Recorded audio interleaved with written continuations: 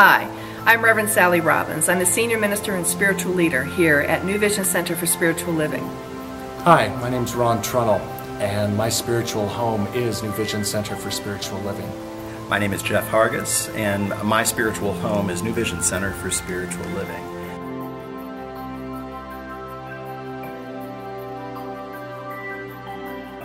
So one of the questions I'm often asked is how did you come to NVC?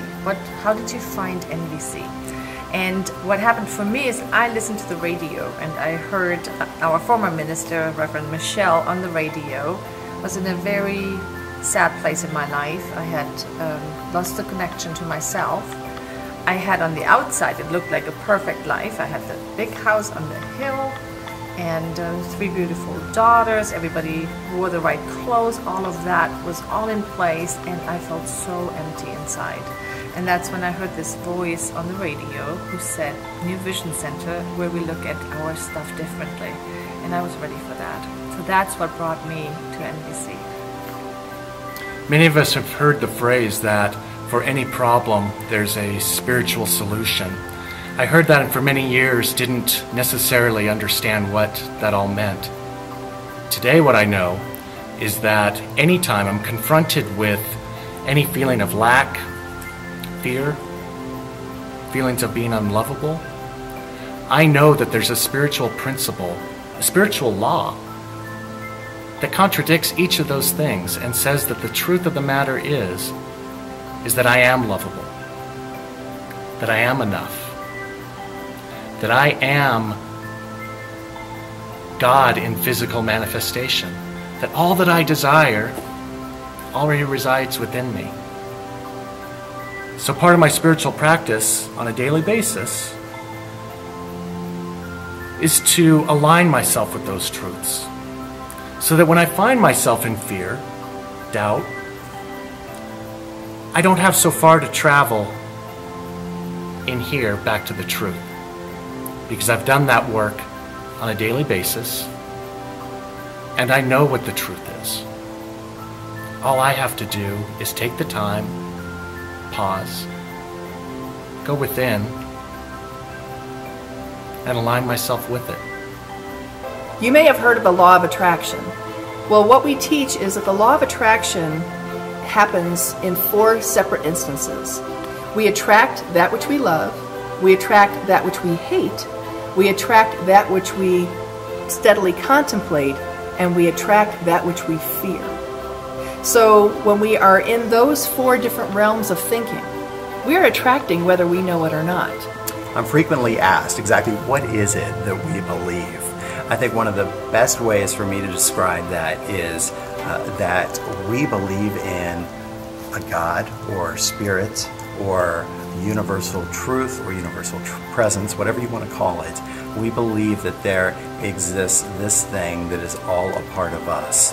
And in addition to that, because we are exactly what it is, there's no limitations to what we can do, what we can think, and what we can have in our lives.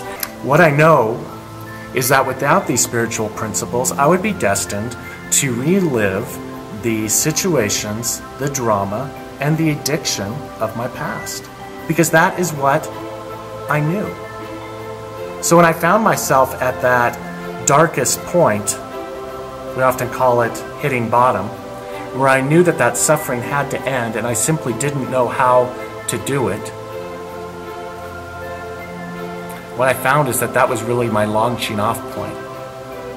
That is where I became desperate enough to say, my way isn't working, maybe there's something else out there that can show me the way. And that's what these spiritual teachings have done. Not just my addiction, not just my relationships, not just my health, my finances, my career, because those are only compartments of all that I am. And these teachings have given me the opportunity to bring all of that together and know that they all come from within. We believe that the highest God and the innermost God is really one God. And that is a great principle, and the way I apply that in my life is when something comes my way that is not exactly how I would like that, delivered by a person, and it feels like this is not how I want to interact with this person, I remind myself of that principle. And I am able to see how they're showing up in this realm, in this, you know, it might be a conflict. Let's take an ex-husband, that's always a good conflict.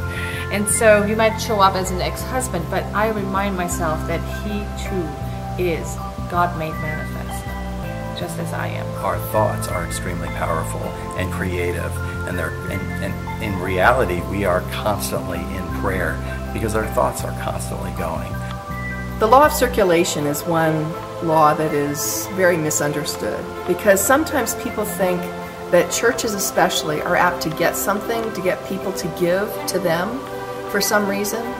And all we're trying to do is teach people how to have a generous heart. That's really the bottom line. Because when we have a generous heart, we understand the law of circulation, which says, as you give, so shall you receive. And so you can't have one without the other. Many of us, in other instances, are great at giving. And I find many people say to me, I'm not a great receiver. And for many years, I fell into that category too. And I understood that I was blocking my own good because I wasn't able to receive that good, which is always coming to me from so many different sources. So it's important that we understand the law of circulation is alive and well in our lives. So if you're searching for something different in your life, if your life isn't working for whatever reason, if you're stuck, if you're feeling depressed, despondent, not even able to see any hope at the end of the tunnel, I'd love to invite you personally to come visit our center. I can guarantee you the unconditional love that you feel in here will lift your spirits. It will raise you to a new place of understanding. And you'll find people who have walked the very path that you're on and allow you a chance to really take hold of something that might just work in your life. And so I invite you, come to either one of our services, 9 or 11 a.m., and you can find us here every Sunday, ready to bring you into a whole new level of understanding of who you are. You are loved. You are welcome. We hope you'll join us.